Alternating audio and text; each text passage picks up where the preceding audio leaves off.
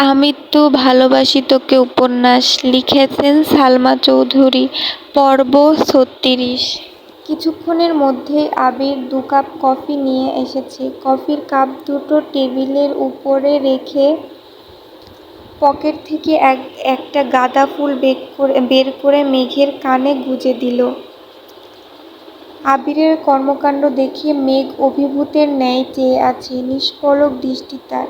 আবির ভাই নিজের হাতে কানে ফুল গুঁজে দিচ্ছে, এটা অনুভব করতেই মেঘের হৃৎপিণ্ড দিক-বিদিক ছোটাছুটি শুরু করে দিয়েছে। আবিরের প্রতি অষ্টাদশীর এতটা আসক্ত হয়ে গেছে যে দিবারাত্রি শুধু আবির ভাইকে নিয়েই স্বপ্ন দেখে। তাই কোনটা বাস্তব আর কোনটা কল্পনা সেটাই মাঝে মাঝে গুলিয়ে ফেলে। আবির মেঘের দিকে তাকিয়ে শান্ত কণ্ঠে বলল, মাশাআল্লাহ, আমার ফুল ছেঁড়াটা সার্থক হলো। মেঘ জানালার গ্লাসের দিকে তাকিয়ে নিজেকে দেখল।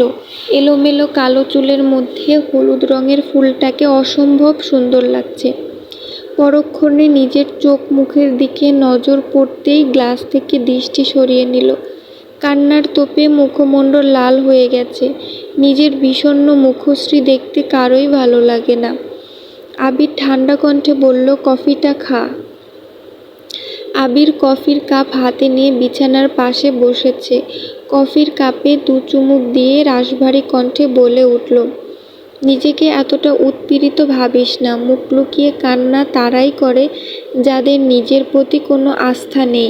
মেঘের নিস্তব্ধতা দেখে আবির দীর্ঘশ্বাস ছেড়ে পুনরায় বলল, তুই যত কাঁদবি মানুষ তোকে আরও বেশি কাঁদাতে চাইবে। কিছু মানুষের কাজই হলো অন্যের দুর্বলতার জায়গাতে আঘাত করা।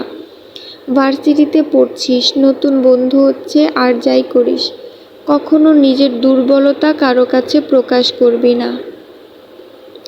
মেঘ মনোযোগ দিয়ে কফি খাচ্ছে আর আবিরের কথা শুনছে।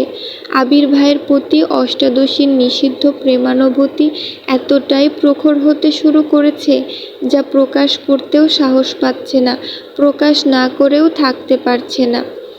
যতবারই ভাবে আবির ভাইকে নিজের মনের কথা বলবে, ততবারই ফুপ্পির কথা মনে পড়ে যায়। ফুপ্পির কথা মনে পড়লেই শুধু কান্না পায়। আবির ভাই রাজশাহী চলে যাবে শুনে এমনিতেই মন খারাপ ছিল। তার মধ্যে সন্ধ্যাবেলা জান্নাত আপু কল দিয়েছে। জান্নাত আপুর ফোন দিয়েই ফুপ্পির সাথে কথা বলেছে। ফুপ্পির কান্না শুনে মেঘেরও কান্না শুরু করে দিয়েছে। বারবার শুধু মনে হয় এই বাড়ির মানুষগুলো এত নিষ্ঠুর কেন। বড় আব্বু কিভাবে পারছেন বোনকে রেখে এতগুলো বছর কাটাতে? ওনাদের কলিজা কি একটা বারের জন্য কেঁপে ওঠে না? তানভীর ভাইয়াও তো মেঘের সাথে এত বছর যাবৎ এমনটাই করে আসছে। যদি জানতে পারে যে মেঘ আবিরকে ভালোবাসে, তাহলে বড় আব্বুর মতো 2 ভাই নিশ্চিত এমন আচরণই করবে। এসব ভেবেই মেঘ কাঁদছিল। মেঘ আস্তে করে বলল, জান্নাত আপু কল দিয়েছিল। আবির ঠান্ডা কণ্ঠে জবাব দিল, আমি জানি ফুপ্পির সঙ্গে তোর কথা হয়েছে, এটাও জানি। মেঘ শীতল কণ্ঠে শুধালো, ফুপ্পি কি আমাদের বাসায় আসবেন না? ফুপ্পির জন্য আমার খুব কষ্ট হচ্ছে। কথাটা বলেই মেঘ আবারও কান্না শুরু করে দিয়েছে।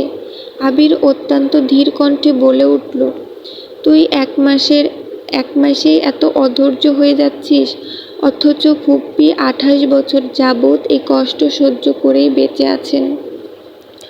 ফুপ্পি কিছু বললে তুই যদি সঙ্গে সঙ্গে কান্না শুরু করিস, তখন তো ফুপ্পি আরও বেশি ভেঙে পড়বেন। নিজেকে আগে শক্ত কর। ফুপ্পির সাথে খুব শীঘ্রই সম্পর্ক ঠিক করার চেষ্টা করব। একটু থেমে আবার বলল, ফুপ্পির সাথে কথা বললে একটু সাবধানে বলিস, বাড়ির কেউ যেন কোনোভাবে কিছু বুঝতে না পারে। মেঘ শীতল কণ্ঠে জবাব দিল, আচ্ছা। আবির আরও কিছুটা সময় নিয়ে মেঘকে বোঝানোর চেষ্টা করল। তারপর নিজের রুমে চলে আসছে। আবির নিজের রুমে ব্যাগ গুছাচ্ছিল। হঠাৎ তানভীর দরজা থেকে ডাকল, ভাইয়া আসবো, আয়। তানভীর কয়েক কদম এগিয়ে বিছানার পাশে দাঁড়ালো। আবির শার্ট ভাঁজ করতে করতে প্রশ্ন করল, কিছু বলবি? হ্যাঁ, বল। বনুরা ইদানিং মিনহাজ আর তামিম নামের 2 ছেলের সঙ্গে কথা বলে, ওরা একই ডিপার্টমেন্টে পড়ে। তুমি কি এ বিষয়ে কিছু জানো? আবির ধীর কণ্ঠে উত্তর দিল, জানি। তাহলে কিছু বলছো না কেন? আবির নিশ্চুপ। তানভীর পুনরায় বলল, আমি ছেলে দুটোর খোঁজ নিয়েছি। তুমি বললে আমি বনু বা ওই ছেলেগুলোর সঙ্গে কথা বলি। আবির এখনও নিশ্চুপ। সে ব্যাগ গুছাতে ব্যস্ত। তানভীর আবারও বলল, ভাইয়া আমি কি ওদের ওয়ার্নিং দিব? আবির ভারী কণ্ঠে বলল, কোনো প্রয়োজন নেই। কেন? এমনি, যদি পারিস আমি ফেরার আগ পর্যন্ত একটু খেয়াল রাখিস। তা তো রাখবই, কিন্তু তুই যা এখন। তানভীর রুম থেকে বেরিয়ে গেছে। সঙ্গে সঙ্গে রাকিবকে কল দিয়ে সব জানিয়েছে। 10 মিনিটের মধ্যেই রাকিব আবিরকে কল দিয়েছে। আবির কল রিসিভ করে গম্ভীর কণ্ঠে বলল, তুইও কি একই বিষয়ে কথা বলতে ফোন দিছিস? রাকিব চিন্তিত কণ্ঠে শুধালো, তোর সমস্যা কি? আবির বিরক্তির স্বরে জানালো, সমস্যা নেই। তুই কি বিষয়টাকে গুরুত্ব দিচ্ছিস না? ওয়ার্নিং দিলেই ঠিক হয়ে যাবে। তুই শুধু বল ওয়ার্নিং দিব কিনা। বিষয়টা আমি বা তানভীরই সামলাতে পারবো। আবির কণ্ঠ দ্বিগুণ ভারী করে বলল, ওয়ার্নিং দেওয়ার হলে আমি প্রথম দিনই দিতাম। এতদিন অপেক্ষা করতাম না। কিছু বলছিস না কেন? তুই কি মেঘের প্রতি? রাকিবের কথা শেষ করার আগেই আবির রাগান্বিত কণ্ঠে চিৎকার দিয়ে উঠল, থাম! মেঘকে ছাড়া আমি আমার অস্তিত্ব কল্পনা করতে পারবো না। ওকে নিয়ে আমি কোনো প্রকার নেগেটিভ কথা শুনতে চাই না। তাহলে বিষয়টাকে গুরুত্ব কেন দিচ্ছিস না? আমি মেঘকে চাই, আমি ওকেই চাইবো। মেঘ ব্যতীত এই আবিরের হৃদয় স্পর্শ করার সাধ্যই পৃথিবীর কারোর নেই। কিন্তু আমি চাইলেই তো হবে না। মেঘকেও তো বুঝতে হবে ওর মনে আমার জন্য সমপরিমাণ ভালোবাসা আছে কিনা। এই আবির কি মাহাদিবা খান মেঘের হৃদয়ে তোলপাড় চালাতে সক্ষম কিনা, এটা তাকেই বুঝতে হবে। একটু থেমে দীর্ঘশ্বাস ছেড়ে আবার বলে উঠল, কতদিন আর সব কিছু থেকে ওকে আটকে রাখবো? এখন ভার্সিটিতে পড়ছে, চারপাশে কত চাকচিক্যময় পরিবেশ।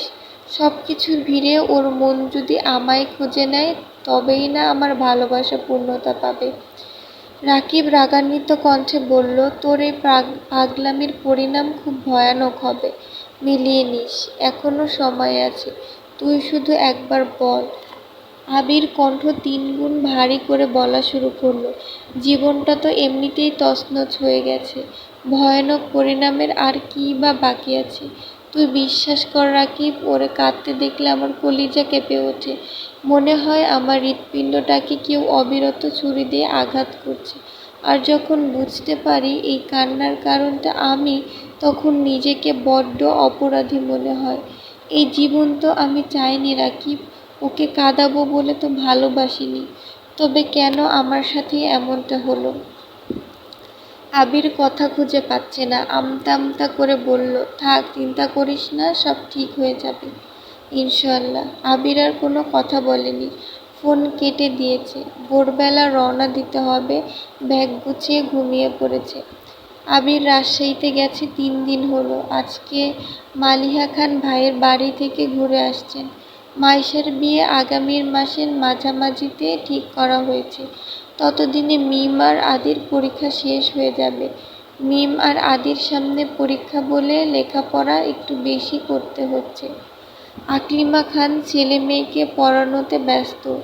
মেঘ শুয়ে বসে আর টিভি দেখে দিন কাটায়। সন্ধ্যার পর মেঘ টিভিতে প্রোগ্রাম দেখছিল। মালিহা খান মেঘের পাশের সোফায় বসে শান্ত কণ্ঠে জিজ্ঞেস করলেন, তোর ভাইয়ার সাথে কি আজকে কথা হয়েছে? মেঘ টিভির থেকে মনোযোগ সরিয়ে বড় আম্মুর দিকে তাকিয়ে বলল, কোন ভাই? মালিহা খান ভনিতা ছাড়াই বললেন, আবিরের সাথে কি আজকে কথা হয়েছে? মেঘ ঠান্ডা কণ্ঠে উত্তর দিল, আমার সঙ্গে তো কথা হয়নি, সকালে আম্মুর সাথে কথা হয়েছিল। মালিহা খান কিছুটা গম্ভীর কণ্ঠে বলল, তোরা ভাই বোনেরা এমন কেন?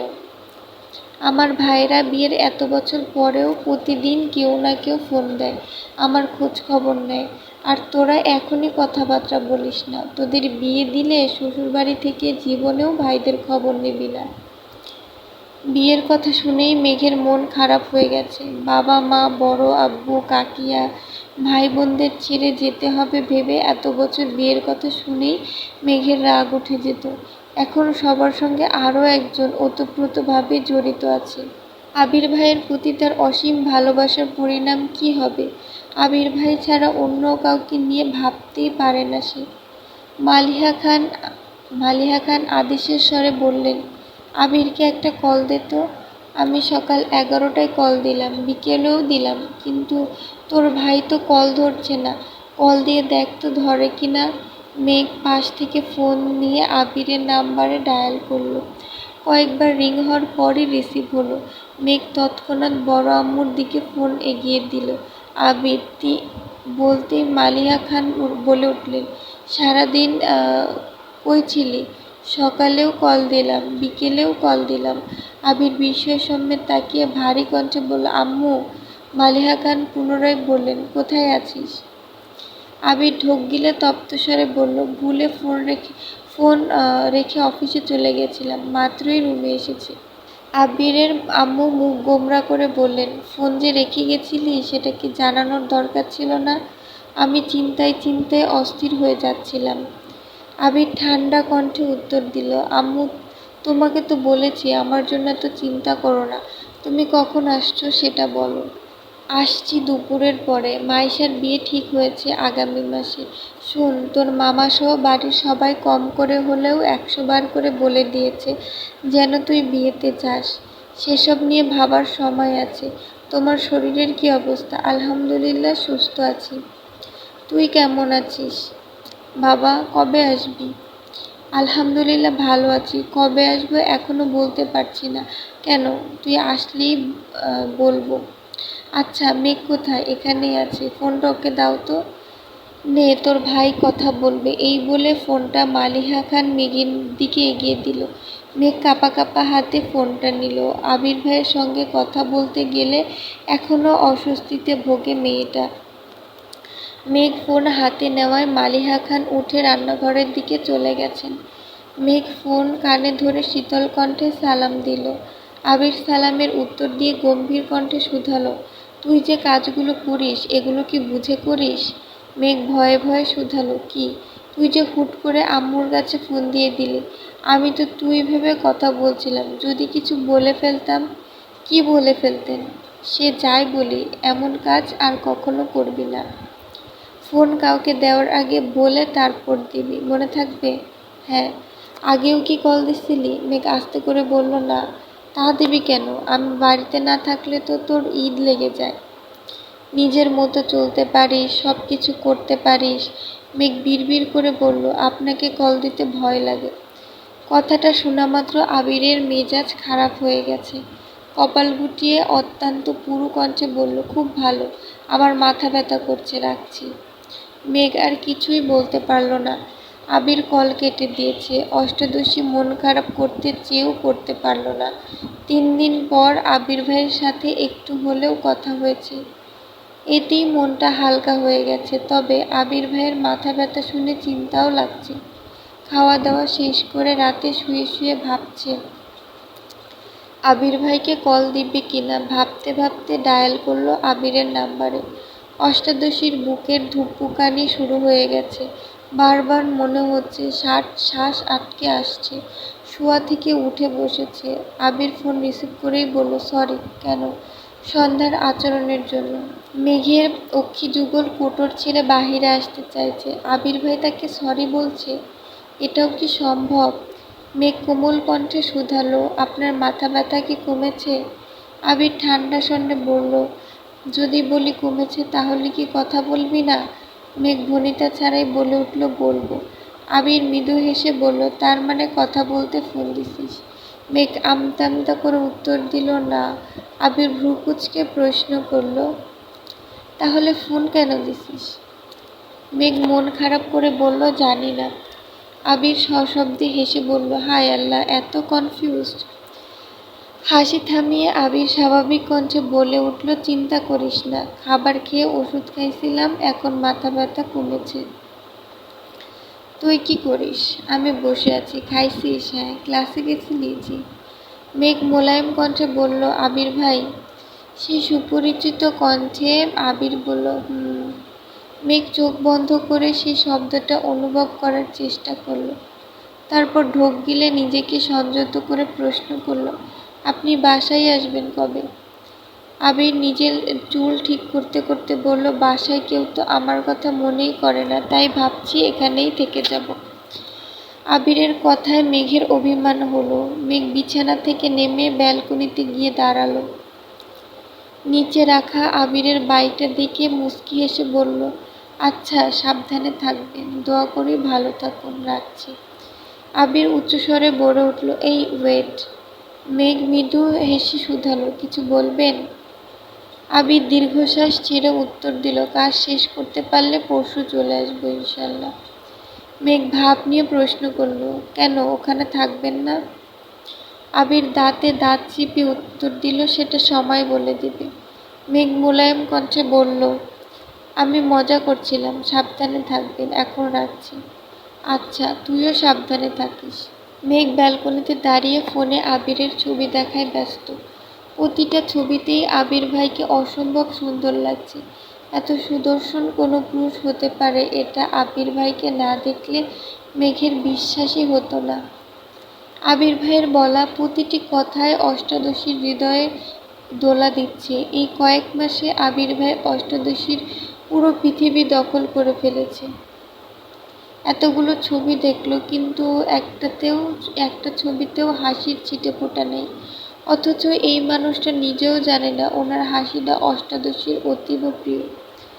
মেঘের মাঝে মাঝে মনে হয়, ফুপ্পির মতো আমার জীবনটাও যদি এমন হয়।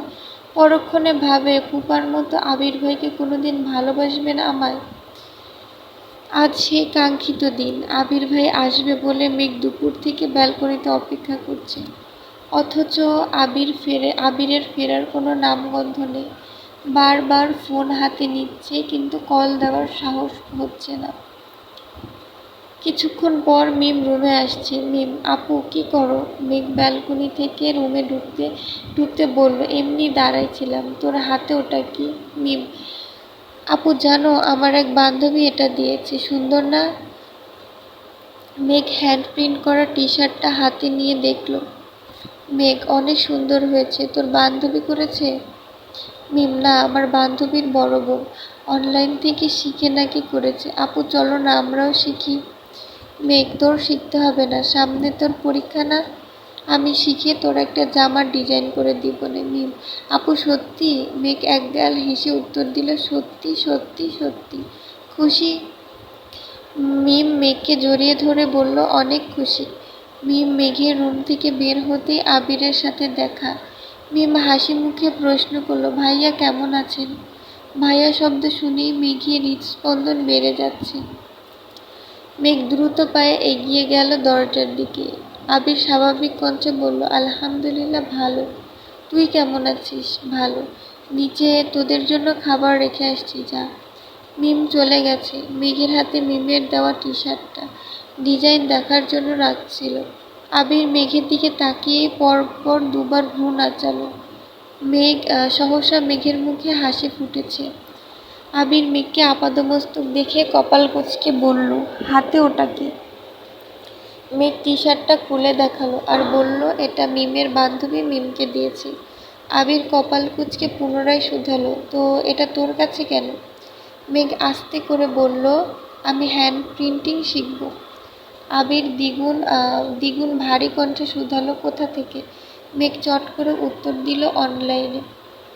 কথাটা শুনে আবির স্বস্তির নিঃশ্বাস ফেল। মৃদু হেসে উত্তর দিল, আচ্ছা শিখিস। যা যা লাগে বলিস, আমায় এনে দিবনে। পকেট থেকে দুটো কিটক্যাট চকলেট বের করে মেঘকে দিয়ে নিজের রুমে চলে গেছে। মেঘ দরজায় দাঁড়িয়ে আবিরের হাঁটার দিকে তাকিয়ে আছে। দুদিন পর আবিরের মামাতো বোন মাইশার বিয়ে। আবিরের মামা দিনে কয়েকবার করে ফোন দিয়েছেন, বাসায় এসেও সবাইকে বলে গেছেন। আবির সন্ধ্যার দিকে ছাদের একপাশে বসে আছে। তানভীর পিছন থেকে ডাকলো, ভাইয়া। আবির পিছনে না তাকিয়ে উত্তর দিল, এদিকে আয়। তানভীর আবিরের কাছে আসতে আসতে ভারী কণ্ঠে বলল, আগে থেকেই বলা ছিল, এখন থেকে তোমার বউ তুমি সামলাবে। নিজের বউ নিজে নিয়ে যাও বিয়েতে, আমায় যেতে বলো না। আবির, তুই বিয়েতে যাবি না? তানভীর: আমি কিভাবে যাব বলো, সামনে সভাপতি নির্বাচন। এই অবস্থায় আমার পক্ষে ৩-৪ দিনের জন্য বিয়েতে যাওয়া অসম্ভব। তুমি যাও, সমস্যা নেই, আমি বিয়ের দিন যাব। আবির গম্ভীর কণ্ঠে বলল, আমার তো যেতে সমস্যা ছিল না, কিন্তু কিন্তু কি? মালার জন্য একটু টেনশন হচ্ছে। গত ২ বছর যাবৎ মেয়েটা আমায় অতিরিক্ত জ্বালাচ্ছে। দিনে রাতে শুধু মেসেজ আর কল দেয়। সব ঝামেলার মূলে আমার বাসার মানুষ। মালা ফোন কিনেছে ভালো কথা, আম্মু আমার নাম্বারটা কেন দিতে হলো? প্রথমবার ভালোভাবে কথা বলেছি, সম্পর্কে মামাতো বোন। আমিও ওইভাবেই কথা বলেছি। এরপর থেকে প্রায়ই কল দেয়, কয়েকবার নর্মালি কল রিসিভ করছি। আমি মামা মামির সাথে কথা বলি আর ওই মেয়ে দেখি কেমন করে তাকায় থাকে। যখন তখন ফোন দেয়, কি উল্টাপাল্টা কথা বলে। ধমক দিলে মামা বা মামির হাতে ফোন ধরিয়ে দেয়। মামা মামিকে তো কিছু বলতে পারি না, না পারছিলাম নাম্বার ব্লক করতে, না পারছিলাম ভালোভাবে কথা বলতে। এখন তো বিয়ের জন্য ওই বাড়িতে যেতে হবে। ওই মেয়ের আচরণ দেখে তোর বোন না আবার হাইপার হয়ে যায়। এই চিন্তায় ভালো লাগছে না। এত কাহিনী তো আমায় বলনি। অসহ্যকর বিষয় নিয়ে আলোচনা করতেও আমার অসহ্য লাগে। তানভীর একটু ভেবে বলল, ভাইয়া ভেবো না, তোমার একটা থাপ্পড় খাইলে সব ঠিক হয়ে যাবে। আবির বিরক্তি স্বরে জানালো, বাসায় যেদিন আসছিল ওই দিনই থাপ্পড় দিতে ইচ্ছে হয়েছিল। তোর বোন ব্যতীত আমি স্বেচ্ছায় কোনো মেয়েকে ছুঁতে চাই না বলে ওই মেয়ে এখনো আমার থাপ্পড় খায়নি। এখন কি করবা? আবির দীর্ঘশ্বাস ছেড়ে বলল, যদি মালার কারণে মেঘের চোখ থেকে এক ফোঁটা পানিও পড়ে, মালার খবর আছে। আমি ভুলে যাব সে আমার বোন হয়। তানভীর ভীতস্বরে বলে, ভাইয়া তোমার রাগটা কন্ট্রোল রাখো প্লিজ। বনুরে মালার থেকে দূরে দূরে রাখো, আর পারলে বনুরে একটু সময় দিও। এই ছিল পর্ব ৩৬। পরবর্তী পর্বগুলো পেতে আমার চ্যানেলটি সাবস্ক্রাইব করতে ভুলবেন না।